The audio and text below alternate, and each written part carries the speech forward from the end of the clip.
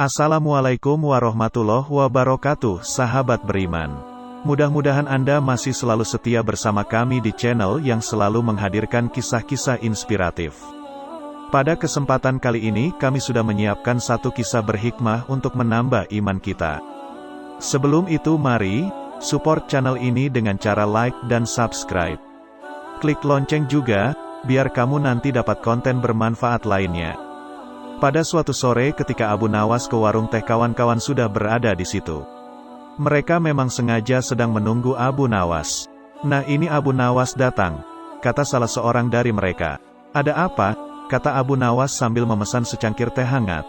Kami tahu engkau selalu bisa melepaskan diri dari perangkap-perangkap yang dirancang Baginda Raja Harun al-Rasyid.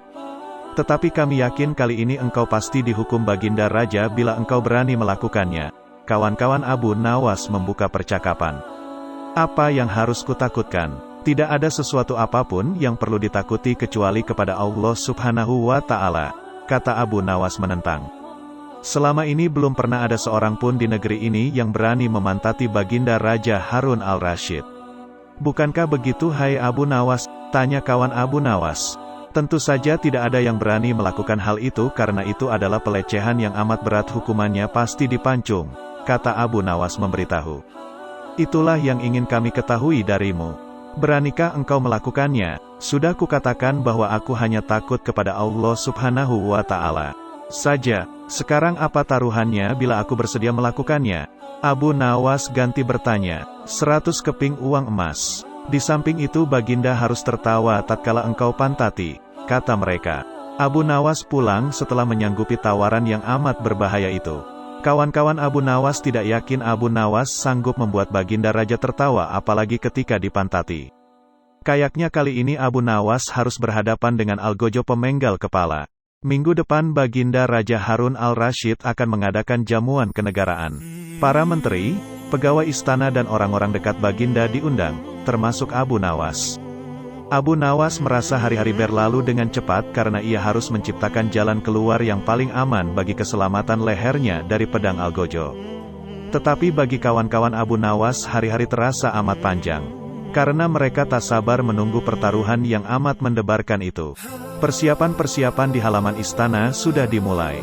Baginda Raja menginginkan perjamuan nanti meriah karena Baginda juga mengundang raja-raja dari negeri sahabat. Ketika hari yang dijanjikan tiba, semua tamu sudah datang kecuali Abu Nawas. Kawan-kawan Abu Nawas yang menyaksikan dari jauh merasa kecewa karena Abu Nawas tidak hadir. Namun ternyata mereka keliru. Abu Nawas bukannya tidak datang tetapi terlambat sehingga Abu Nawas duduk di tempat yang paling belakang. Ceramah-ceramah yang mengesankan mulai disampaikan oleh para ahli pidato. Dan tibalah giliran Baginda Raja Harun al-Rasyid menyampaikan pidatonya. Seusai menyampaikan pidato, Baginda melihat Abu Nawas duduk sendirian di tempat yang tidak ada karpetnya. Karena merasa heran, Baginda bertanya, "Mengapa engkau tidak duduk di atas karpet?" "Paduka yang mulia, hamba haturkan terima kasih atas perhatian Baginda. Hamba sudah merasa cukup bahagia duduk di sini," kata Abu Nawas. "Wahai Abu Nawas, majulah dan duduklah di atas karpet, nanti pakaianmu kotor karena duduk di atas tanah." Baginda Raja menyarankan, "Ampun tuanku yang mulia, sebenarnya hamba ini sudah duduk di atas karpet." Baginda bingung mendengar pengakuan Abu Nawas. Karena Baginda melihat sendiri Abu Nawas duduk di atas lantai. "Karpet yang mana yang engkau maksudkan wahai Abu Nawas?" tanya Baginda masih bingung. "Karpet hamba sendiri tuanku yang mulia. Sekarang hamba selalu membawa karpet kemanapun hamba pergi," kata Abu Nawas seolah-olah menyimpan misteri. "Tetapi sejak tadi aku belum melihat karpet yang engkau bawa," kata Baginda Raja bertambah bingung. "Baiklah Baginda yang mulia, kalau memang ingin tahu maka dengan senang hati hamba akan menunjukkan kepada Paduka yang mulia," kata Abu Nawas sambil beringsut-ringsut ke depan. Setelah cukup dekat dengan Baginda, Abu Nawas berdiri kemudian menungging menunjukkan potongan karpet yang ditempelkan di bagian pantatnya. Abu Nawas kini seolah-olah memantati Baginda Raja Harun al-Rasyid. Melihat ada sepotong karpet menempel di pantat Abu Nawas, Baginda Raja tak bisa membendung tawa sehingga beliau terpingkal-pingkal diikuti oleh para undangan. Menyaksikan kejadian yang menggelikan itu, kawan-kawan Abu Nawas merasa kagum. Mereka harus rela melepas 100 keping uang emas untuk Abu Nawas. Masya Allah, sebuah kisah yang mudah-mudahan bisa menjadi ibroh untuk kita. Jangan lupa berikan komentar Anda dan subscribe channel ini, agar nanti bisa mendapat kisah-kisah menarik lainnya. Sampai jumpa, wassalamualaikum warahmatullahi wabarakatuh.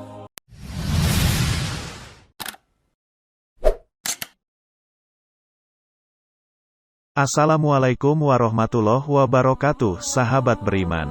Mudah-mudahan Anda masih selalu setia bersama kami di channel yang selalu menghadirkan kisah-kisah inspiratif. Pada kesempatan kali ini kami sudah menyiapkan satu kisah berhikmah untuk menambah iman kita. Sebelum itu mari, support channel ini dengan cara like dan subscribe. Klik lonceng juga, biar kamu nanti dapat konten bermanfaat lainnya. Sudah lama Abu Nawas tidak dipanggil ke istana untuk menghadap Baginda. Abu Nawas juga sudah lama tidak muncul di kedai teh.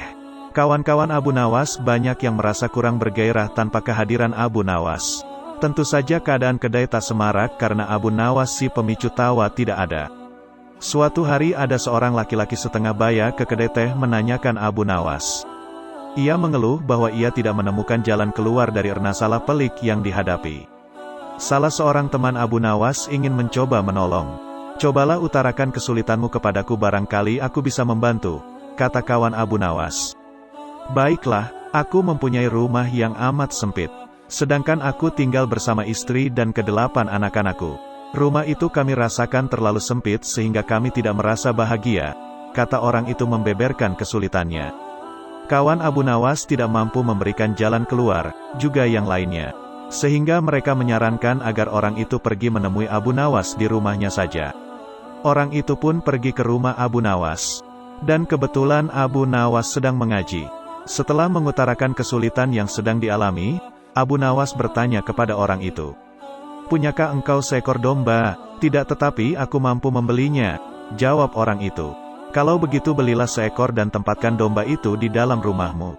Abu Nawas menyarankan. Orang itu tidak membantah. Ia langsung membeli seekor domba seperti yang disarankan Abu Nawas.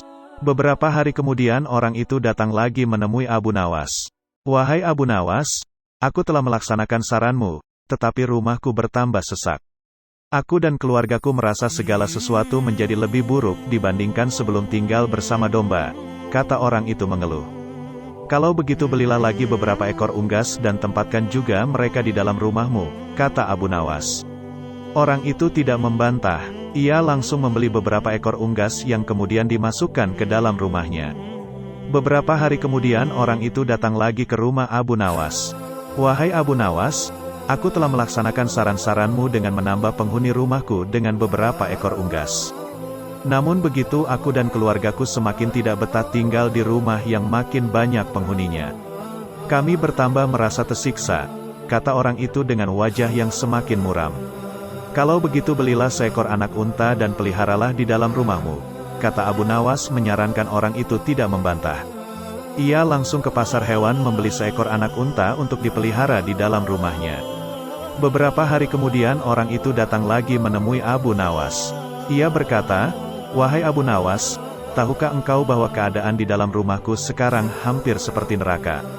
Semuanya berubah menjadi lebih mengerikan daripada hari-hari sebelumnya. Wahai Abu Nawas, kami sudah tidak tahan tinggal serumah dengan binatang-binatang itu," kata orang itu putus asa. "Baiklah, kalau kalian sudah merasa tidak tahan maka juallah anak unta itu," kata Abu Nawas. Orang itu tidak membantah. Ia langsung menjual anak unta yang baru dibelinya. Beberapa hari kemudian Abu Nawas pergi ke rumah orang itu. "Bagaimana keadaan kalian sekarang?" Abu Nawas bertanya. "Keadaannya sekarang lebih baik karena anak unta itu sudah tidak lagi tinggal di sini," kata orang itu tersenyum. "Baiklah, kalau begitu sekarang juallah unggas-unggasmu," kata Abu Nawas. Orang itu tidak membantah. Ia langsung menjual unggas-unggasnya. Beberapa hari kemudian Abu Nawas mengunjungi orang itu. "Bagaimana keadaan rumah kalian sekarang?" Abu Nawas bertanya. "Keadaan sekarang lebih menyenangkan karena unggas-unggas itu sudah tidak tinggal bersama kami," kata orang itu dengan wajah ceria. "Baiklah kalau begitu sekarang juallah domba itu," kata Abu Nawas. Orang itu tidak membantah. Dengan senang hati ia langsung menjual dombanya. Beberapa hari kemudian Abu Nawas bertamu ke rumah orang itu. Ia bertanya, "Bagaimana keadaan rumah kalian sekarang?" "Kami merasakan rumah kami bertambah luas karena binatang-binatang itu sudah tidak lagi tinggal bersama kami. Dan kami sekarang merasa lebih berbahagia daripada dulu. Kami mengucapkan terima kasih yang tak terhingga kepadamu hai Abu Nawas," kata orang itu dengan wajah berseri-seri. "Sebenarnya batas sempit dan luas itu tertancap dalam pikiranmu. Kalau engkau selalu bersyukur atas nikmat dari Tuhan, maka Tuhan akan mencabut kesempitan dalam hati dan pikiranmu," kata Abu Nawas menjelaskan. Dan sebelum Abu Nawas pulang, ia bertanya kepada orang itu, "Apakah engkau sering berdoa?" "Iya," jawab orang itu. "Ketahuilah bahwa doa seorang hamba tidak mesti diterima oleh Allah karena manakala Allah membuka pintu pemahaman kepada engkau ketika Dia tidak memberi engkau, maka ketiadaan pemberian itu merupakan pemberian yang sebenarnya." Masya Allah, sebuah kisah yang mudah-mudahan bisa menjadi ibroh untuk kita. Jangan lupa berikan komentar Anda dan subscribe channel ini, agar nanti bisa mendapat kisah-kisah menarik lainnya. Sampai jumpa, wassalamualaikum warahmatullahi wabarakatuh.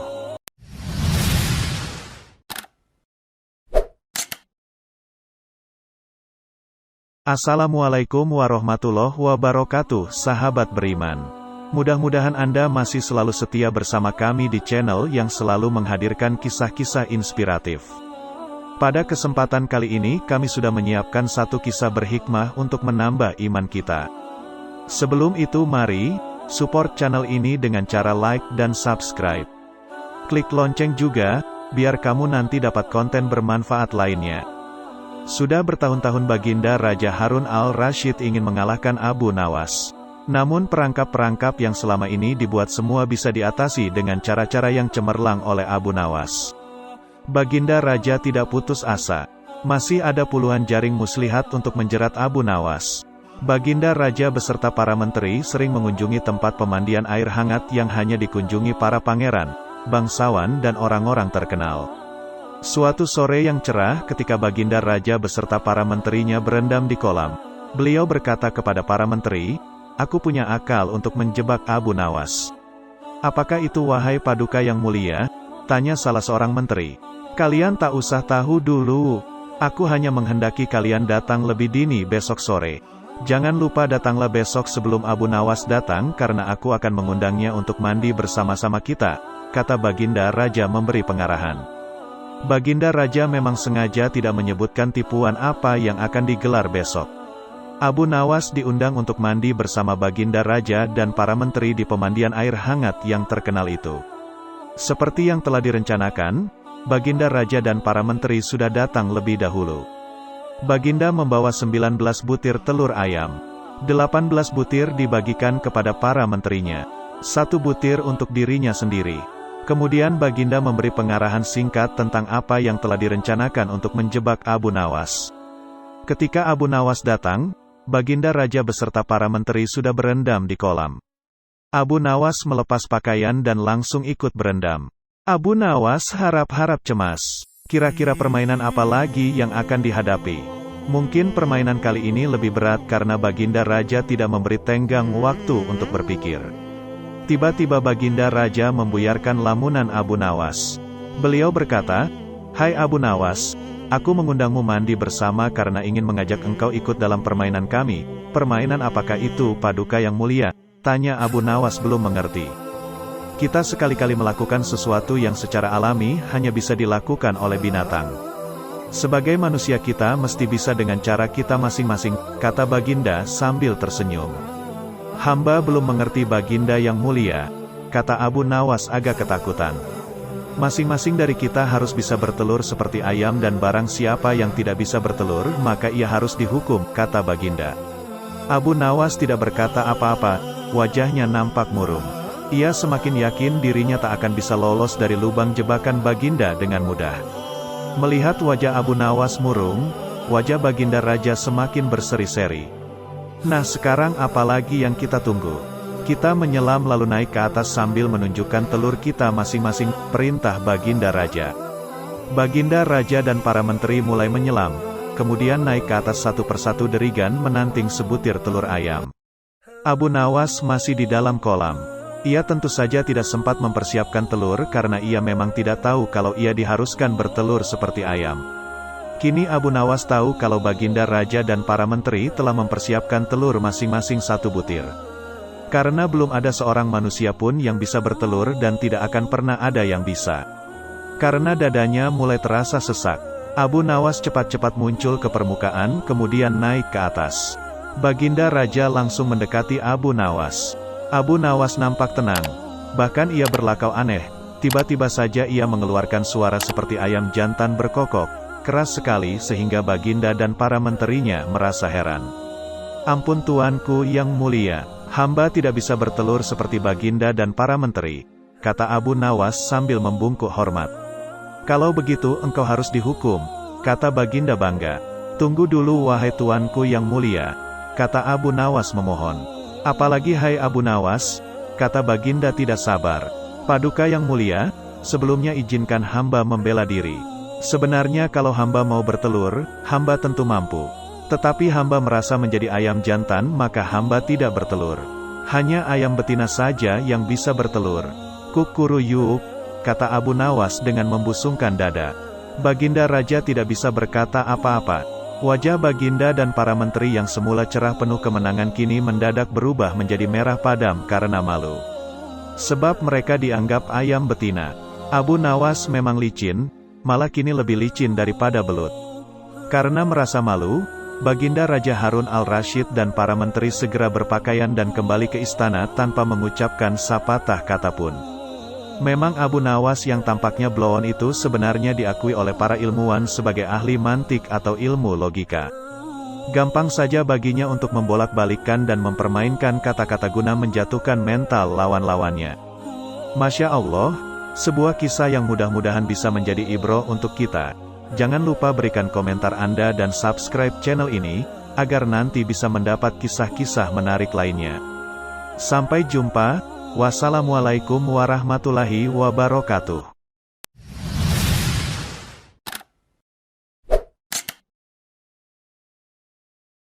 Assalamualaikum warahmatullahi wabarakatuh, sahabat beriman. Mudah-mudahan Anda masih selalu setia bersama kami di channel yang selalu menghadirkan kisah-kisah inspiratif. Pada kesempatan kali ini kami sudah menyiapkan satu kisah berhikmah untuk menambah iman kita. Sebelum itu mari support channel ini dengan cara like dan subscribe. Klik lonceng juga, biar kamu nanti dapat konten bermanfaat lainnya. Suatu hari Abu Nawas dipanggil Baginda. Abu Nawas, kata Baginda Raja Harun al-Rasyid memulai pembicaraan. Daulat Paduka yang mulia, kata Abu Nawas penuh takzim. Aku harus berterus terang kepadamu bahwa kali ini engkau kupanggil bukan untuk kupermainkan atau kuperangkap. Tetapi aku benar-benar memerlukan bantuanmu, kata Baginda bersungguh-sungguh. Gerangan apakah yang bisa hamba lakukan untuk Paduka yang mulia? Tanya Abu Nawas. Ketahuilah bahwa beberapa hari yang lalu aku mendapat kunjungan kenegaraan dari negeri sahabat. Kebetulan rajanya beragama Yahudi. Raja itu adalah sahabat karibku. Begitu dia berjumpa denganku dia langsung mengucapkan salam secara Islam, yaitu Assalamualaikum, kesejahteraan buat kalian semua. Aku tak menduga sama sekali. Tanpa pikir panjang aku menjawab sesuai dengan yang diajarkan oleh agama kita, yaitu kalau mendapat salam dari orang yang tidak beragama Islam hendaklah engkau jawab dengan Wassalamualaikum, kecelakaan bagi kamu. Tentu saja dia merasa tersinggung. Dia menanyakan mengapa aku tega membalas salamnya yang penuh doa keselamatan dengan jawaban yang mengandung kecelakaan. Saat itu sungguh aku tak bisa berkata apa-apa selain diam. Pertemuanku dengan dia selanjutnya tidak berjalan dengan semestinya. Aku berusaha menjelaskan bahwa aku hanya melaksanakan apa yang dianjurkan oleh ajaran agama Islam. Tetapi dia tidak bisa menerima penjelasanku. Aku merasakan bahwa pandangannya terhadap agama Islam tidak semakin baik, tetapi sebaliknya. Dan sebelum kami berpisah dia berkata, rupanya hubungan antara kita mulai sekarang tidak semakin baik, tetapi sebaliknya. Namun bila engkau mempunyai alasan lain yang bisa aku terima, kita akan tetap bersahabat, kata Baginda menjelaskan dengan wajah yang amat murung. Kalau hanya itu persoalannya, mungkin, hamba bisa memberikan alasan yang dikehendaki Raja Sahabat Paduka itu yang mulia, kata Abu Nawas meyakinkan Baginda. Mendengar kesanggupan Abu Nawas, Baginda amat riang. Beliau berulang-ulang menepuk pundak Abu Nawas. Wajah Baginda yang semula gundah gulana seketika itu berubah cerah secerah matahari di pagi hari. "Cepat katakan, wahai Abu Nawas. Jangan biarkan aku menunggu," kata Baginda tak sabar. "Baginda yang mulia, memang sepantasnya lah kalau Raja Yahudi itu menghaturkan ucapan salam keselamatan dan kesejahteraan kepada Baginda. Karena ajaran Islam memang menuju keselamatan, dari siksa api neraka, dan kesejahteraan surga. Sedangkan Raja Yahudi itu tahu Baginda adalah orang Islam. Bukankah Islam mengajarkan tauhid, yaitu tidak menyekutukan Allah dengan yang lain, juga tidak menganggap Allah mempunyai anak. Ajaran tauhid ini tidak dimiliki oleh agama-agama lain termasuk agama yang dianut Raja Yahudi sahabat Paduka yang mulia.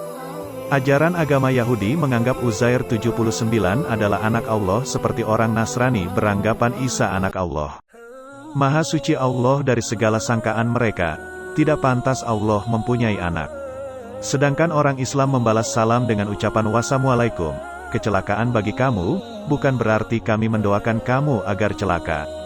Tetapi semata-mata karena ketulusan dan kejujuran ajaran Islam yang masih bersedia memperingatkan orang lain atas kecelakaan yang akan menimpa mereka bila mereka tetap berpegang teguh pada keyakinan yang keliru itu, yaitu tuduhan mereka bahwa Allah yang Maha Pengasih mempunyai anak. Abu Nawas menjelaskan, seketika itu kegundahan Baginda Raja Harun al-Rashid sirna. Kali ini saking gembiranya Baginda menawarkan Abu Nawas agar memilih sendiri hadiah apa yang disukai. Abu Nawas tidak memilih apa-apa karena ia berkeyakinan bahwa tak selayaknya ia menerima upah dari ilmu agama yang ia sampaikan. Masya Allah, sebuah kisah yang mudah-mudahan bisa menjadi ibroh untuk kita. Jangan lupa berikan komentar Anda dan subscribe channel ini, agar nanti bisa mendapat kisah-kisah menarik lainnya. Sampai jumpa, wassalamualaikum warahmatullahi wabarakatuh.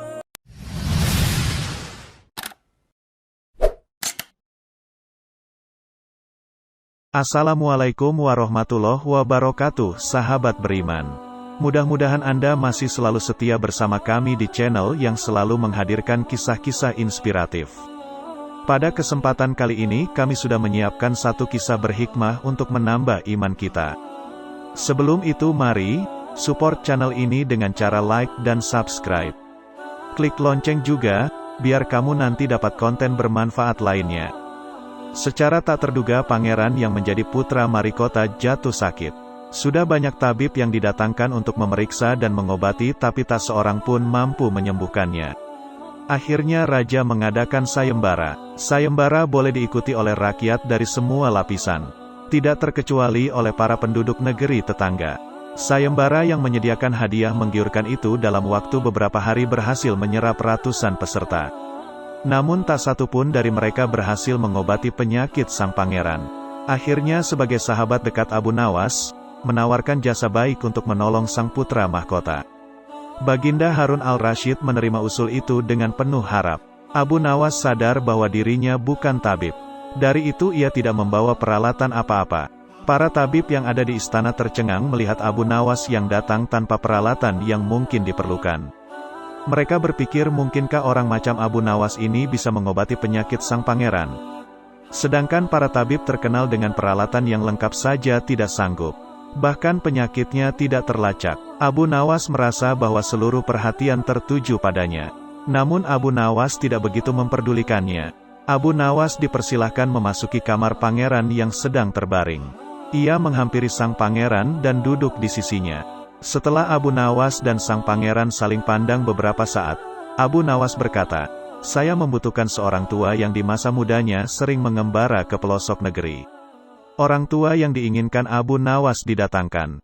Sebutkan satu persatu nama-nama desa di daerah selatan, perintah Abu Nawas kepada orang tua itu.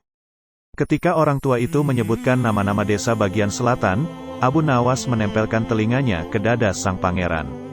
Kemudian Abu Nawas memerintahkan agar menyebutkan bagian utara, barat dan timur. Setelah semua bagian negeri disebutkan, Abu Nawas mohon agar diizinkan mengunjungi sebuah desa di sebelah utara. Raja merasa heran, "Engkau kuundang ke sini bukan untuk bertamasya. Hamba tidak bermaksud berlibur yang mulia," kata Abu Nawas. "Tetapi aku belum paham," kata raja. "Maafkan hamba, Paduka yang mulia, kurang bijaksana rasanya bila hamba jelaskan sekarang, kata Abu Nawas. Abu Nawas pergi selama 2 hari.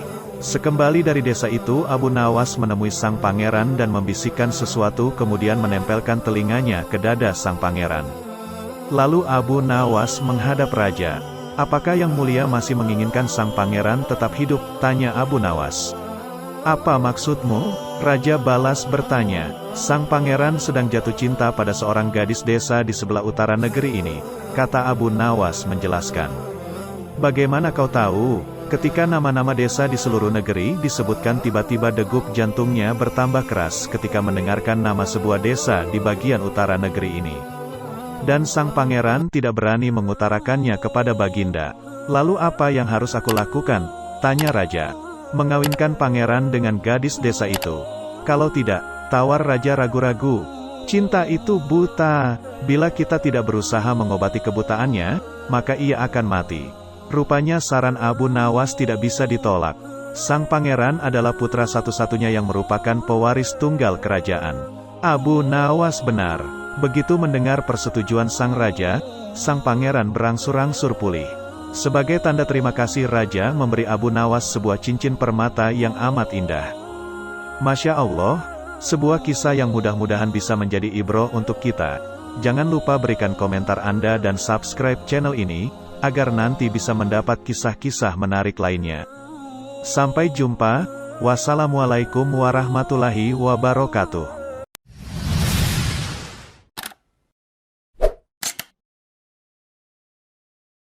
Assalamualaikum warahmatullahi wabarakatuh, sahabat beriman.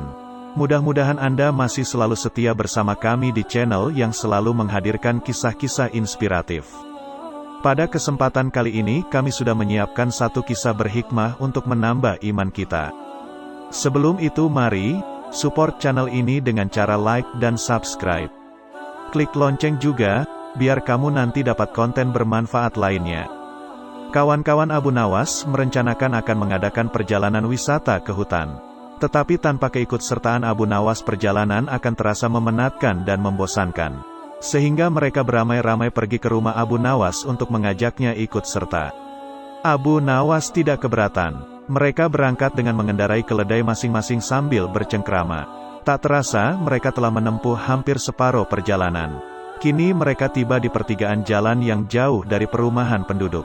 Mereka berhenti karena mereka ragu-ragu. Setahu mereka, kedua jalan itu memang menuju ke hutan, tetapi hutan yang mereka tuju adalah hutan wisata. Bukan hutan yang dihuni binatang-binatang buas yang justru akan membahayakan jiwa mereka. Abu Nawas hanya bisa menyarankan untuk tidak meneruskan perjalanan, karena bila salah pilih, maka mereka semua tak akan pernah bisa kembali. Bukankah lebih bijaksana bila kita meninggalkan sesuatu yang meragukan? Tetapi salah seorang dari mereka tiba-tiba berkata, "Aku mempunyai 2 orang sahabat yang tinggal dekat semak-semak sebelah sana. Mereka adalah saudara kembar. Tak ada seorang pun yang bisa membedakan keduanya karena rupa mereka begitu mirip. Yang satu selalu berkata jujur, sedangkan yang lainnya selalu berkata bohong. Dan mereka adalah orang-orang aneh karena mereka hanya mau menjawab satu pertanyaan saja. Apakah engkau mengenali salah satu dari mereka yang selalu berkata benar?" tanya Abu Nawas. "Tidak," jawab kawan Abu Nawas singkat. "Baiklah, kalau begitu kita beristirahat sejenak," usul Abu Nawas. Abu Nawas makan daging dengan madu bersama kawan-kawan. Seusai makan, mereka berangkat menuju ke rumah yang dihuni 2 orang kembar bersaudara. Setelah pintu dibuka, maka keluarlah salah seorang dari 2 orang kembar bersaudara itu. "Maaf, aku sangat sibuk hari ini. Engkau hanya boleh mengajukan 1 pertanyaan saja. Tidak boleh lebih," katanya. Kemudian Abu Nawas menghampiri orang itu dan berbisik. Orang itu pun juga menjawab dengan cara berbisik pula kepada Abu Nawas. Abu Nawas mengucapkan terima kasih dan segera mohon diri. "Hutan yang kita tuju melewati jalan sebelah kanan," kata Abu Nawas mantap kepada kawan-kawan. "Bagaimana kau bisa memutuskan harus menempuh jalan sebelah kanan? Sedangkan kita tidak tahu apakah orang yang kita tanya itu orang yang selalu berkata benar atau yang selalu berkata bohong," tanya salah seorang dari mereka. "Karena orang yang kutanya menunjukkan jalan yang sebelah kiri," kata Abu Nawas. Karena masih belum mengerti juga, maka Abu Nawas menjelaskan. "Tadi aku bertanya, Apa yang akan dikatakan saudaramu bila aku bertanya jalan yang mana yang menuju hutan yang indah? Bila jalan yang benar itu sebelah kanan dan bila orang itu kebetulan yang selalu berkata benar, maka ia akan menjawab, jalan sebelah kiri. Karena ia tahu saudara kembarnya akan mengatakan jalan sebelah kiri sebab saudara kembarnya selalu berbohong. Bila orang itu kebetulan yang selalu berkata bohong, maka ia akan menjawab, jalan sebelah kiri. Karena ia tahu saudara kembarnya akan mengatakan jalan sebelah kiri sebab saudara kembarnya selalu berkata benar. Masya Allah, sebuah kisah yang mudah-mudahan bisa menjadi ibroh untuk kita. Jangan lupa berikan komentar Anda dan subscribe channel ini, agar nanti bisa mendapat kisah-kisah menarik lainnya. Sampai jumpa, wassalamualaikum warahmatullahi wabarakatuh.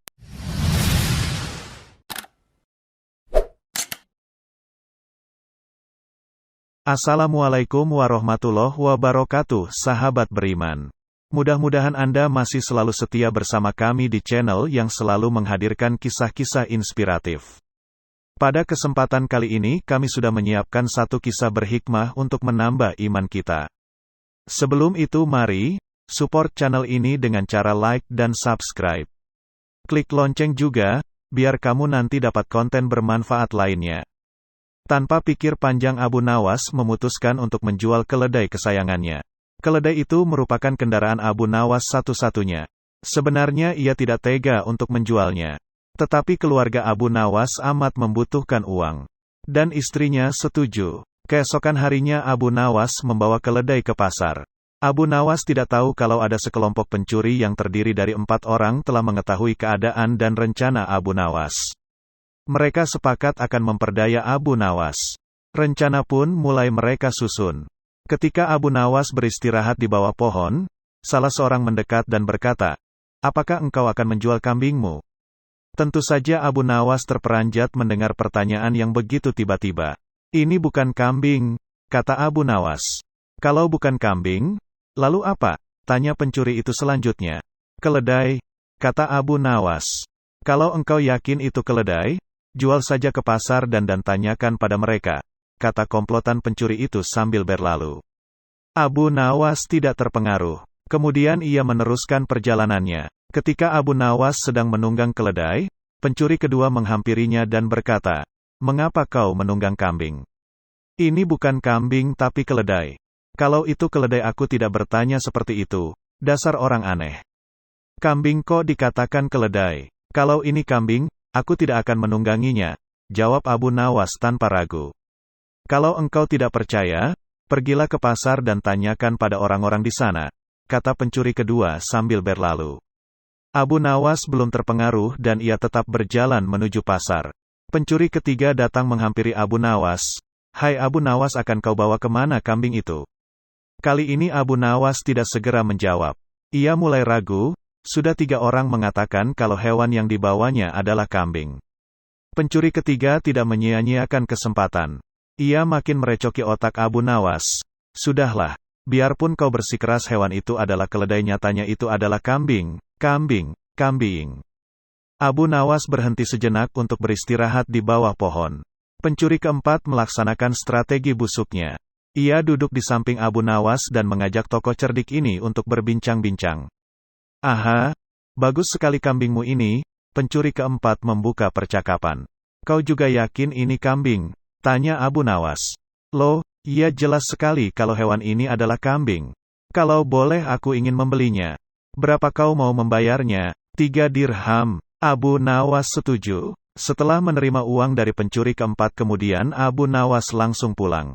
Setiba di rumah Abu Nawas dimarahi istrinya. "Jadi keledai itu hanya engkau jual 3 dirham lantaran mereka mengatakan bahwa keledai itu kambing?" Abu Nawas tidak bisa menjawab. Ia hanya mendengarkan ocehan istrinya dengan setia sambil menahan rasa dongkol. Kini ia baru menyadari kalau sudah diperdayai oleh komplotan pencuri yang menggoyahkan akal sehatnya. Abu Nawas merencanakan sesuatu. Ia pergi ke hutan mencari sebatang kayu untuk dijadikan sebuah tongkat yang nantinya bisa menghasilkan uang. Rencana Abu Nawas ternyata berjalan lancar. Hampir semua orang membicarakan keajaiban tongkat Abu Nawas. Berita ini juga terdengar oleh para pencuri yang telah menipu Abu Nawas. Mereka langsung tertarik. Bahkan mereka melihat sendiri ketika Abu Nawas membeli barang atau makan tanpa membayar tetapi hanya dengan mengacungkan tongkatnya. Mereka berpikir kalau tongkat itu bisa dibeli maka tentu mereka akan kaya karena hanya dengan mengacungkan tongkat itu mereka akan mendapatkan apa yang mereka inginkan. Akhirnya mereka mendekati Abu Nawas dan berkata, "Apakah tongkatmu akan dijual?" "Tidak," jawab Abu Nawas dengan cuek. "Tetapi kami bersedia membeli dengan harga yang amat tinggi," kata mereka. "Berapa?" kata Abu Nawas pura-pura merasa tertarik. 100 dinar uang emas, kata mereka tanpa ragu-ragu. "Tetapi tongkat ini adalah tongkat wasiat satu-satunya yang aku miliki," kata Abu Nawas sambil tetap berpura-pura tidak ingin menjual tongkatnya. "Dengan uang 100 dinar engkau sudah bisa hidup enak," kata mereka makin penasaran. Abu Nawas diam beberapa saat sepertinya merasa keberatan sekali. "Baiklah kalau begitu," kata Abu Nawas kemudian sambil menyerahkan tongkatnya. Setelah menerima 100 dinar uang emas Abu Nawas segera melesat pulang. Para pencuri itu segera mencari warung terdekat untuk membuktikan keajaiban tongkat yang baru mereka beli. Seusai makan mereka mengacungkan tongkat itu kepada pemilik kedai. Tentu saja pemilik kedai marah. "Apa maksudmu mengacungkan tongkat itu padaku? Bukankah Abu Nawas juga mengacungkan tongkat ini dan engkau membebaskannya?" tanya para pencuri itu. "Benar, tetapi engkau harus tahu bahwa Abu Nawas menitipkan sejumlah uang kepadaku sebelum makan di sini." "Gila, ternyata kita tidak mendapat keuntungan sama sekali menipu Abu Nawas. Kita malah rugi besar," umpat para pencuri dengan rasa dongkol. "Masya Allah, sebuah kisah yang mudah-mudahan bisa menjadi ibroh untuk kita. Jangan lupa berikan komentar Anda dan subscribe channel ini, agar nanti bisa mendapat kisah-kisah menarik lainnya. Sampai jumpa. Wassalamualaikum warahmatullahi wabarakatuh.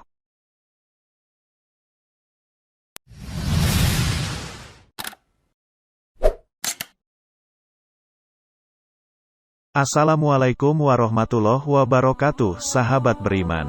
Mudah-mudahan Anda masih selalu setia bersama kami di channel yang selalu menghadirkan kisah-kisah inspiratif. Pada kesempatan kali ini kami sudah menyiapkan satu kisah berhikmah untuk menambah iman kita. Sebelum itu mari, support channel ini dengan cara like dan subscribe.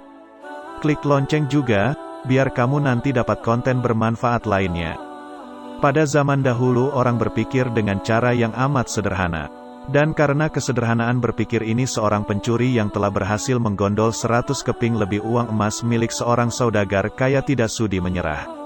Hakim telah berusaha keras dengan berbagai cara tetapi tidak berhasil menemukan pencurinya. Karena merasa putus asa pemilik harta itu mengumumkan kepada siapa saja yang telah mencuri harta miliknya merelakan separuh dari jumlah uang emas itu menjadi milik sang pencuri bila sang pencuri bersedia mengembalikan. Tetapi pencuri itu malah tidak berani menampakkan bayangannya. Kini kasus itu semakin ruwet tanpa penyelesaian yang jelas. Maksud baik saudagar kaya itu tidak mendapat tanggapan yang sepantasnya dari sang pencuri. Maka tidak bisa disalahkan bila saudagar itu mengadakan sayembara yang berisi barang siapa berhasil menemukan pencuri uang emasnya, ia berhak sepenuhnya memiliki harta yang dicuri. Tidak sedikit orang yang mencoba tetapi semuanya kandas. Sehingga pencuri itu bertambah merasa aman tentram karena ia yakin jati dirinya tak akan terjangkau. Yang lebih menjengkelkan adalah ia juga berpura-pura mengikuti sayembara. Tidak berlebihan bila dikatakan bahwa menghadapi orang seperti ini bagaikan menghadapi jin. Mereka tahu kita, sedangkan kita tidak. Seorang penduduk berkata kepada hakim setempat, "Mengapa Tuan Hakim tidak minta bantuan Abu Nawas saja? Bukankah Abu Nawas sedang tidak ada di tempat?" Kata hakim itu balik bertanya. "Kemana dia?" tanya orang itu. "Ke Damaskus," jawab hakim. "Untuk keperluan apa?" orang itu ingin tahu. "Memenuhi undangan pangeran negeri itu," kata hakim. "Kapan ia datang?" tanya orang itu lagi. "Mungkin 2 hari lagi," jawab hakim. Kini harapan tertumpu sepenuhnya di atas pundak Abu Nawas. Pencuri yang selama ini merasa aman sekarang menjadi resah dan tertekan. Ia merencanakan meninggalkan kampung halaman dengan membawa serta uang emas yang berhasil dicuri. Tetapi ia membatalkan niat karena dengan menyingkir keluar daerah berarti sama halnya dengan membuka topeng dirinya sendiri. Ia lalu bertekad tetap tinggal apapun yang akan terjadi. Abu Nawas telah kembali ke Baghdad karena tugasnya telah selesai. Abu Nawas menerima tawaran mengikuti sayembara menemukan pencuri uang emas. Hati pencuri uang emas itu tambah berdebar tak karuan mendengar Abu Nawas menyiapkan siasat. Keesokan harinya semua penduduk dusun diharuskan berkumpul di depan gedung pengadilan. Abu Nawas hadir dengan membawa tongkat dalam jumlah besar. Tongkat-tongkat itu mempunyai ukuran yang sama panjang. Tanpa berkata-kata Abu Nawas membagi-bagikan tongkat-tongkat yang dibawanya dari runah. Setelah masing-masing mendapat satu tongkat, Abu Nawas berpidato, "Tongkat-tongkat itu telah aku mantrai.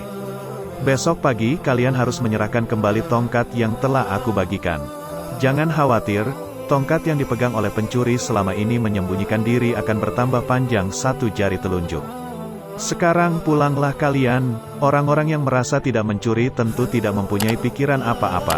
Tetapi sebaliknya, si pencuri uang emas itu merasa ketakutan. Ia tidak bisa memejamkan mata walaupun malam semakin larut. Ia terus berpikir keras. Kemudian ia memutuskan memotong tongkatnya sepanjang satu jari telunjuk, dengan begitu tongkatnya akan tetap kelihatan seperti ukuran semula.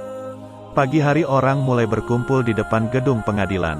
Pencuri itu merasa tenang karena ia yakin tongkatnya tidak akan bisa diketahui karena ia telah memotongnya sepanjang satu jari telunjuk. Bukankah tongkat si pencuri akan bertambah panjang satu jari telunjuk? Ia memuji kecerdikan diri sendiri karena ia ternyata akan bisa mengelabui Abu Nawas. Antrian panjang mulai terbentuk. Abu Nawas memeriksa tongkat-tongkat yang dibagikan kemarin. Pada giliran si pencuri tiba, Abu Nawas segera mengetahui karena tongkat yang dibawanya bertambah pendek satu jari telunjuk. Abu Nawas tahu pencuri itu pasti melakukan pemotongan pada tongkatnya karena ia takut tongkatnya bertambah panjang. Pencuri itu diadili dan dihukum sesuai dengan kesalahannya. 100 keping lebih uang emas kini berpindah ke tangan Abu Nawas. Tetapi Abu Nawas tetap bijaksana. Sebagian dari hadiah itu diserahkan kembali kepada keluarga si pencuri, sebagian lagi untuk orang-orang miskin dan sisanya untuk keluarga Abu Nawas sendiri. Masya Allah, sebuah kisah yang mudah-mudahan bisa menjadi ibroh untuk kita. Jangan lupa berikan komentar Anda dan subscribe channel ini, agar nanti bisa mendapat kisah-kisah menarik lainnya. Sampai jumpa, wassalamualaikum warahmatullahi wabarakatuh.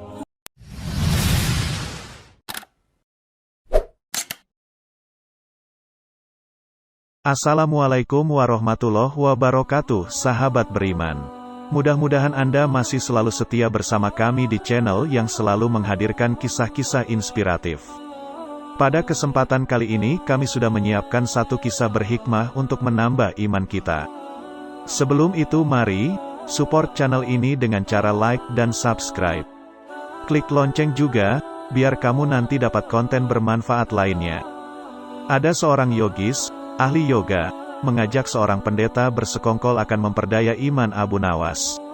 Setelah mereka mencapai kata sepakat, mereka berangkat menemui Abu Nawas di kediamannya. Ketika mereka datang, Abu Nawas sedang melakukan salat duha. Setelah dipersilakan masuk oleh istri Abu Nawas, mereka masuk dan menunggu sambil berbincang-bincang santai. Seusai salat, Abu Nawas menyambut mereka. Abu Nawas dan para tamunya bercakap-cakap sejenak. "Kami sebenarnya ingin mengajak engkau melakukan pengembaraan suci. Kalau engkau tidak keberatan, bergabunglah bersama kami," kata ahli yoga. "Dengan senang hati." "Lalu kapan rencananya?" tanya Abu Nawas polos. "Besok pagi," kata pendeta. "Baiklah, kalau begitu kita bertemu di warung teh besok," kata Abu Nawas menyanggupi. Hari berikutnya mereka berangkat bersama. Abu Nawas mengenakan jubah seorang sufi. Ahli yoga dan pendeta memakai seragam keagamaan mereka masing-masing. Di tengah jalan mereka mulai diserang rasa lapar karena mereka memang sengaja tidak membawa bekal. "Hai Abu Nawas, bagaimana kalau engkau saja yang mengumpulkan derma guna membeli makanan untuk kita bertiga? Karena kami akan mengadakan kebaktian," kata pendeta. Tanpa banyak bicara, Abu Nawas berangkat mencari dan mengumpulkan derma dari dusun satu ke dusun lain. Setelah derma terkumpul, Abu Nawas membeli makanan yang cukup untuk 3 orang. Abu Nawas kembali ke pendeta dan ahli yoga dengan membawa makanan. Karena sudah tak sanggup menahan rasa lapar, Abu Nawas berkata, "Mari segera kita bagi makanan ini sekarang juga." "Jangan sekarang, kami sedang berpuasa," kata ahli yoga. "Tetapi aku hanya menginginkan bagianku saja, sedangkan bagian kalian terserah pada kalian," kata Abu Nawas menawarkan jalan keluar. "Aku tidak setuju," Kita harus seiring seirama dalam berbuat apapun, kata pendeta. Betul, aku pun tidak setuju karena waktu makanku besok pagi. Besok pagi aku baru akan berbuka, kata ahli yoga. Bukankah aku yang engkau jadikan alat pencari derma dan derma itu sekarang telah kutukar dengan makanan ini? Sekarang kalian tidak mengizinkan aku mengambil bagian sendiri. Itu tidak masuk akal, kata Abu Nawas mulai merah jengkel. Namun begitu pendeta dan ahli yoga tetap bersikeras tidak mengizinkan Abu Nawas mengambil bagian yang menjadi haknya. Abu Nawas penasaran, ia mencoba sekali lagi meyakinkan kawan-kawan agar mengizinkan ia memakan bagiannya. Tetapi mereka tetap saja menolak. Abu Nawas benar-benar merasa jengkel dan marah. Namun Abu Nawas tidak memperlihatkan sedikit pun kejengkelan dan kemarahannya. Bagaimana kalau kita mengadakan perjanjian? Kata pendeta kepada Abu Nawas. Perjanjian apa? Tanya Abu Nawas. Kita adakan lomba. Barang siapa di antara kita bermimpi paling indah, maka ia akan mendapat bagian yang terbanyak, yang kedua lebih sedikit, dan yang terburuk akan mendapat paling sedikit. Pendeta itu menjelaskan. Abu Nawas setuju. Ia tidak memberi komentar apa-apa. Malam semakin larut. Embun mulai turun ke bumi. Pendeta dan ahli yoga mengantuk dan tidur. Abu Nawas tidak bisa tidur. Ia hanya berpura-pura tidur. Setelah merasa yakin kawan-kawan sudah terlelap, Abu Nawas menghampiri makanan itu. Tanpa berpikir dua kali Abu Nawas memakan habis makanan itu hingga tidak tersisa sedikit pun. Setelah merasa kekenyangan, Abu Nawas baru bisa tidur. Keesokan hari mereka bangun hampir bersamaan. Ahli yoga dengan wajah berseri-seri bercerita, tadi malam aku bermimpi memasuki sebuah taman yang mirip sekali dengan nirvana. Aku merasakan kenikmatan yang belum pernah kurasakan sebelumnya dalam hidup ini. Pendeta mengatakan bahwa mimpi ahli yoga benar-benar menakjubkan. Betul-betul luar biasa. Kemudian giliran pendeta menceritakan mimpinya. Aku seolah-olah menembus ruang dan waktu. Dan ternyata memang benar. Aku secara tidak sengaja berhasil menyusup ke masa silam di mana pendiri agamaku hidup. Aku bertemu dengan beliau dan yang lebih membahagiakan adalah aku diberkatinya. Ahli yoga juga memuji-muji kehebatan mimpi pendeta. Abu Nawas hanya diam. Ia bahkan tidak merasa tertarik sedikit pun. Karena Abu Nawas belum juga buka mulut, pendeta dan ahli yoga mulai tidak sabar untuk tidak menanyakan mimpi Abu Nawas. Kalian tentu tahu Nabi Daud alaihi salam. Beliau adalah seorang nabi yang ahli berpuasa. Tadi malam aku bermimpi berbincang-bincang dengan beliau. Beliau menanyakan apakah aku berpuasa atau tidak. Aku katakan aku berpuasa karena aku memang tidak makan sejak dini hari. Kemudian beliau menyuruhku segera berbuka karena hari sudah malam. Tentu saja aku tidak berani mengabaikan perintah beliau. Aku segera bangun dari tidur dan langsung menghabiskan makanan itu, kata Abu Nawas tanpa perasa bersalah secuil pun. Sambil menahan rasa lapar yang menyayat-nyayat, pendeta dan ahli yoga saling berpandangan satu sama lain. Kejengkelan Abu Nawas terobati. Kini mereka sadar bahwa tidak ada gunanya coba-coba mempermainkan Abu Nawas. Pasti hanya akan mendapat celaka sendiri.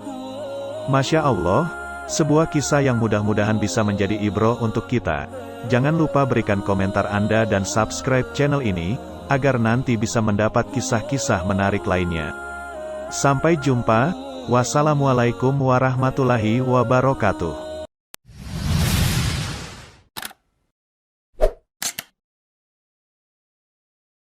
Assalamualaikum warahmatullahi wabarakatuh, sahabat beriman.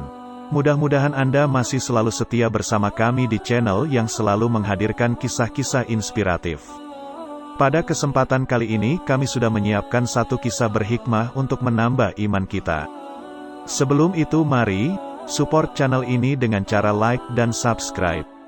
Klik lonceng juga, biar kamu nanti dapat konten bermanfaat lainnya.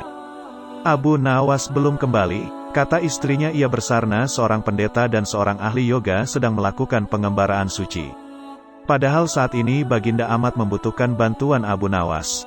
Beberapa hari terakhir ini Baginda merencanakan membangun istana di awang-awang. Karena sebagian dari raja-raja negeri sahabat telah membangun bangunan-bangunan yang luar biasa. Baginda tidak ingin menunggu Abu Nawas ibih lama lagi. Beliau mengutus beberapa orang kepercayaannya untuk mencari Abu Nawas. Mereka tidak berhasil menemukan Abu Nawas karena Abu Nawas ternyata sudah berada di rumah ketika mereka baru berangkat. Abu Nawas menghadap Baginda Raja Harun al-Rasyid. Baginda amat riang. Saking gembiranya beliau mengajak Abu Nawas bergurau. Setelah saling tukar-menukar cerita-cerita lucu, lalu Baginda mulai mengutarakan rencananya. Aku sangat ingin membangun istana di awang-awang agar aku ibih terkenal di antara raja-raja yang lain. Adakah kemungkinan keinginanku itu terwujud, wahai Abu Nawas? Tidak ada yang tidak mungkin dilakukan di dunia ini, Paduka yang mulia, kata Abu Nawas berusaha mengikuti arah pembicaraan Baginda. Kalau menurut pendapatmu hal itu tidak mustahil diwujudkan, maka aku serahkan sepenuhnya tugas ini kepadamu, kata Baginda puas. Abu Nawas terperanjat. Ia menyesal telah mengatakan kemungkinan mewujudkan istana di awang-awang. Tetapi nasi telah menjadi bubur. Kata-kata yang telah terlanjur didengar oleh Baginda tidak mungkin ditarik kembali.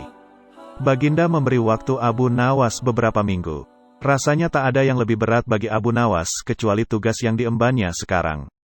Jangankan membangun istana di langit, membangun sebuah gubuk kecil pun sudah merupakan hal yang mustahil dikerjakan. Hanya Tuhan saja yang mampu melakukannya. Begitu gumam Abu Nawas. Hari-hari berlalu seperti biasa. Tak ada yang dikerjakan Abu Nawas kecuali memikirkan bagaimana membuat Baginda merasa yakin kalau yang dibangun itu benar-benar istana di langit. Seluruh ingatannya dikerahkan dan dihubung-hubungkan. Abu Nawas bahkan berusaha menjangkau masa kanak-kanaknya. Sampai ia ingat bahwa dulu ia pernah bermain layang-layang. Dan inilah yang membuat Abu Nawas girang. Abu Nawas tidak menyia-nyiakan waktu lagi. Ia bersama beberapa kawannya merancang layang-layang raksasa berbentuk persegi 4. Setelah rampung baru Abu Nawas melukis pintu-pintu serta jendela-jendela dan ornamen-ornamen lainnya. Ketika semuanya selesai, Abu Nawas dan kawan-kawan menerbangkan layang-layang raksasa itu dari suatu tempat yang dirahasiakan. Begitu layang-layang raksasa berbentuk istana itu mengapung di angkasa, penduduk negeri gempar. Baginda Raja girang bukan kepalang. Benarkah Abu Nawas berhasil membangun istana di langit? Dengan tidak sabar beliau didampingi beberapa orang pengawal bergegas menemui Abu Nawas. Abu Nawas berkata dengan bangga, Paduka yang mulia, istana pesanan Paduka telah rampung. Engkau benar-benar hebat wahai Abu Nawas, kata Baginda memuji Abu Nawas. Terima kasih Baginda yang mulia, kata Abu Nawas. Lalu bagaimana caranya aku ke sana? Tanya Baginda. Dengan tambang, Paduka yang mulia, kata Abu Nawas. Kalau begitu siapkan tambang itu sekarang. Aku ingin segera melihat istanaku dari dekat, kata Baginda tidak sabar. Maafkan hamba Paduka yang mulia. Hamba kemarin lupa memasang tambang itu. Sehingga seorang kawan hamba tertinggal di sana dan tidak bisa turun, kata Abu Nawas. Bagaimana dengan engkau sendiri Abu Nawas? Dengan apa engkau turun ke bumi? Tanya Baginda. Dengan menggunakan sayap Paduka yang mulia, kata Abu Nawas dengan bangga. Kalau begitu buatkan aku sayap supaya aku bisa terbang ke sana, kata Baginda. Paduka yang mulia, sayap itu hanya bisa diciptakan dalam mimpi, kata Abu Nawas menjelaskan. Engkau berani mengatakan aku gila sepertimu? Tanya Baginda sambil melotot. Ya, Baginda, kurang lebih seperti itu, jawab Abu Nawas tangkas. Apa maksudmu? Tanya Baginda lagi. Baginda tahu bahwa membangun istana di awang-awang adalah pekerjaan yang mustahil dilaksanakan. Tetapi Baginda tetap menyuruh hamba mengerjakannya. Sedangkan hamba juga tahu bahwa pekerjaan itu mustahil dikerjakan, tetapi hamba tetap menyanggupi titah Baginda yang tidak masuk akal itu, kata Abu Nawas berusaha meyakinkan Baginda. Tanpa menoleh Baginda Raja kembali ke istana diiring para pengawalnya. Abu Nawas berdiri sendirian sambil memandang ke atas melihat istana terapung di awang-awang. Sebenarnya siapa di antara kita yang gila? Tanya Baginda mulai jengkel. Hamba kira kita berdua sama-sama tidak waras tuanku, jawab Abu Nawas tanpa ragu. Masya Allah, sebuah kisah yang mudah-mudahan bisa menjadi ibroh untuk kita. Jangan lupa berikan komentar Anda dan subscribe channel ini, agar nanti bisa mendapat kisah-kisah menarik lainnya. Sampai jumpa, wassalamualaikum warahmatullahi wabarakatuh.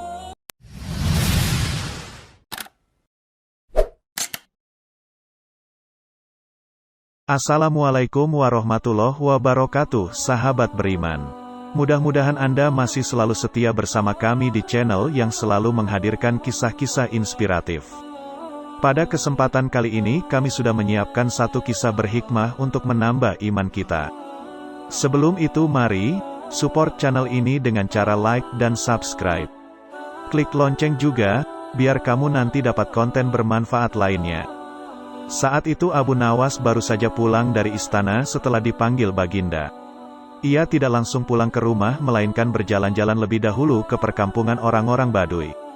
Ini memang sudah menjadi kebiasaan Abu Nawas yang suka mempelajari adat istiadat orang-orang Baduy.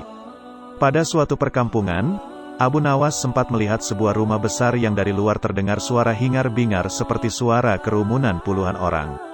Abu tertarik, ingin melihat untuk apa orang-orang Baduy berkumpul di sana. Ternyata di rumah besar itu adalah tempat orang Baduy menjual bubur haris, yaitu bubur khas makanan para petani. Tapi Abu Nawas tidak segera masuk ke rumah besar itu, merasa lelah dan ingin beristirahat, maka ia terus berjalan ke arah pinggiran desa. Abu Nawas beristirahat di bawah sebatang pohon rindang. Ia merasa hawa di situ amat sejuk dan segar sehingga tidak berapa lama kemudian gantuk dan tertidur di bawah pohon. Abu Nawas tak tahu berapa lama ia tertidur. Tahu-tahu ia merasa dilempar ke atas lantai tanah. Brak, Lapun tergagap bangun. Kurang ajar, siapa yang melemparku? Tanyanya heran sembari menengok kanan kiri. Ternyata ia berada di sebuah ruangan pengap berjeruji besi. Seperti penjara. Hai, keluarkan aku. Kenapa aku dipenjara di sini? Tidak berapa lama kemudian muncul seorang Baduy bertubuh besar. Abu Nawas memperhatikan dengan seksama, ia ingat orang inilah yang menjual bubur haris di rumah besar di tengah desa. Jangan teriak-teriak, cepat makan ini, kata orang sembari menyodorkan piring ke lubang ruangan. Abu Nawas tidak segera makan. Mengapa aku dipenjara? Kau akan kami sembelih dan akan kami jadikan campuran bubur haris. Hah? Jadi yang kau jual di tengah desa itu bubur manusia? Tepat, itulah makanan favorit kesukaan kami. Kami, tanda tanya. Jadi kalian sekampung suka makan daging manusia? Lia, termasuk dagingmu? Sebab besok pagi kau akan kami sembelih. Sejak kapan kalian makan daging manusia? Oh, sejak lama, setidaknya sebulan sekali kami makan daging manusia. Dari mana saja kalian dapatkan daging manusia? Kami tidak mencari kemana-mana, hanya setiap kali ada orang masuk atau lewat di desa kami pasti kami tangkap dan akhirnya kami sembelih untuk dijadikan bucur. Abu Nawas diam sejenak. Ia berpikir keras bagaimana caranya bisa meloloskan diri dari bahaya maut ini. Ia merasa heran, kenapa Baginda tidak mengetahui bahwa di wilayah kekuasaannya ada kanibalisme, ada manusia makan manusia. Barangkali para menteri hanya melaporkan hal yang baik-baik saja. Mereka tidak mau bekerja keras untuk memeriksa keadaan penduduk, pikir Abu Nawas. Baginda harus mengetahui hal seperti ini secara langsung, kalau perlu. Tanda seru petik 2. Setelah memberi makan berupa bubur Baduy itu meninggalkan Abu Nawas. Abu Nawas tentu saja tak berani makan bubur itu, jangan-jangan bubur manusia. Ia menahan lapar semalaman tak tidur, tubuhnya yang kurus makin nampak kurus. Esok harinya Baduy itu datang lagi. Bersiaplah, sebentar lagi kau akan mati. Abu Nawas berkata, tubuhku ini kurus, kalaupun kau sembelih kau tidak akan memperoleh daging yang banyak. Kalau kau setuju nanti sore akan kubawakan temanku yang bertubuh gemuk. Dagingnya bisa kalian makan selama 5 hari. Benarkah? Aku tidak pernah bohong. Orang Baduy itu diam sejenak, ia menatap tajam ke arah Abu Nawas. Entah kenapa akhirnya orang Baduy itu renam percayai dan melepaskan Abu Nawas. Abu Nawas langsung pergi ke istana menghadap Bagirida. Setelah berbasa-basi, maka Baginda bertanya kepada Abu Nawas. Ada apa Abu Nawas? Kau datang tanpa kupanggil. Ampun tuanku, hamba baru saja pulang dari suatu desa yang aneh. Desa aneh? Apa keanehannya? Di desa tersebut ada orang menjual bubur haris yang khas dan sangat lezat. Di samping itu, hawa di desa itu benar-benar sejuk dan segar. Aku ingin berkunjung ke desa itu. Pengawal, siapkan pasukan. Ampun tuanku, jangan membawa-bawa pengawal. Tuanku harus menyamar jadi orang biasa. Tapi ini demi keselamatanku sebagai seorang raja. Ampun tuanku. Jika bawa-bawa tentara maka orang sedesa akan ketakutan dan tuanku takkan dapat melihat orang menjual bubur khas itu. Baiklah, kapan kita berangkat? Sekarang juga tuanku, supaya nanti sore kita sudah datang di perkampungan itu. Demikianlah, Baginda dengan menyamar sebagai seorang biasa mengikuti Abu Nawas ke perkampungan orang-orang Baduy kanibal. Abu Nawas mengajak Baginda masuk ke rumah besar tempat orang-orang makan bubur. Di sana mereka membeli bubur. Baginda memakan bubur itu dengan lahapnya. Betul katamu, Bubur ini memang lezat, kata Baginda setelah makan. Kenapa buburmu tidak kau makan, Abu Nawas? Hamba masih kenyang, kata Abu Nawas sambil melirik dan berkedip ke arah penjual bubur. Setelah makan, Baginda diajak ke tempat pohon rindang yang hawanya sejuk. Betul juga katamu, di sini hawanya memang sejuk dan segar. Aku kok mengantuk sekali, kata Baginda. Tunggu tuanku, jangan tidur dulu. Hamba pamit mau buang air kecil di Semar Belukar sana. Baik, pergilah Abu Nawas. Baru saja Abu Nawas melangkah pergi, Baginda sudah tertidur, tapi ia segera terbangun lagi ketika mendengar suara bentakan keras. Hai orang gendut, cepat bangun, atau kau kami sembelih di tempat ini. Ternyata Baduy penjual bubur sudah berada di belakang Baginda dan menghunus pedang diarahkan ke leher Baginda. Apa-apaan ini? Protes Baginda. Jangan banyak cakap, cepat jalan. Baginda mengikuti perintah orang Baduy itu dan akhirnya dimasukkan ke dalam penjara. Mengapa aku di penjara? Besok kau akan kami sembelih, dagingmu kami campur dengan tepung gandum dan jaduilah bubur Haris yang terkenal lezat. Hahaha, astaga, jadi yang kumakan tadi. Betul kau telah memakan bubur kami, bubur manusia.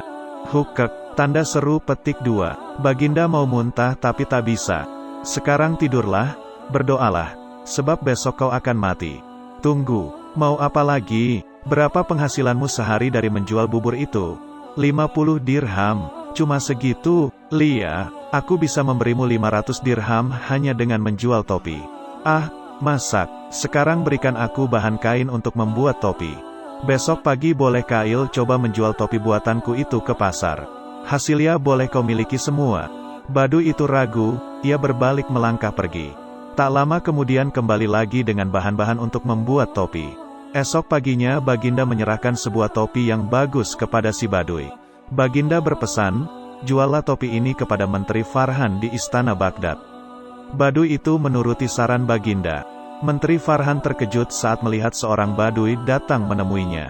Mau apa kau? Tanya Farhan. Menjual topi ini. Farhan melirik, topi itu memang bagus. La mencoba memeriksanya dan alangkah terkejutnya ketika melihat hiasan berupa huruf-huruf yang maknanya adalah surat dari Baginda yang ditujukan kepada dirinya. Berapa harga topi ini? 500 dirham, tak boleh kurang. Baik, aku beli. Baduy itu langsung pulang dengan wajah ceria. Sama sekali ia tak tahu jika Farhan telah mengutus seorang prajurit untuk mengikuti langkahnya. Siangnya prajurit itu datang lagi ke istana dengan melaporkan lokasi perkampungan si penjual bubur. Farhan cepat bertindak sesuai pesan di surat Baginda. 1000 orang tentara bersenjata lengkap dibawa ke perkampungan. Semua orang Baduy di kampung itu ditangkapi sementara Baginda berhasil diselamatkan.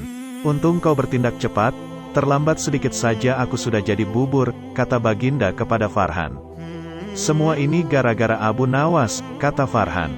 Benar, tapi juga salahmu. Kau tak pernah memeriksa perkampungan ini bahwa penghuninya adalah orang-orang kanibal. Bagaimanapun Abu Nawas harus dihukum. Ya, itu pasti. Hukuman mati, sahut Farhan. Hukuman mati? Ya, kita coba apakah dia bisa meloloskan diri, sahut Baginda. Masya Allah, sebuah kisah yang mudah-mudahan bisa menjadi ibroh untuk kita. Jangan lupa berikan komentar Anda dan subscribe channel ini, agar nanti bisa mendapat kisah-kisah menarik lainnya. Sampai jumpa, wassalamualaikum warahmatullahi wabarakatuh.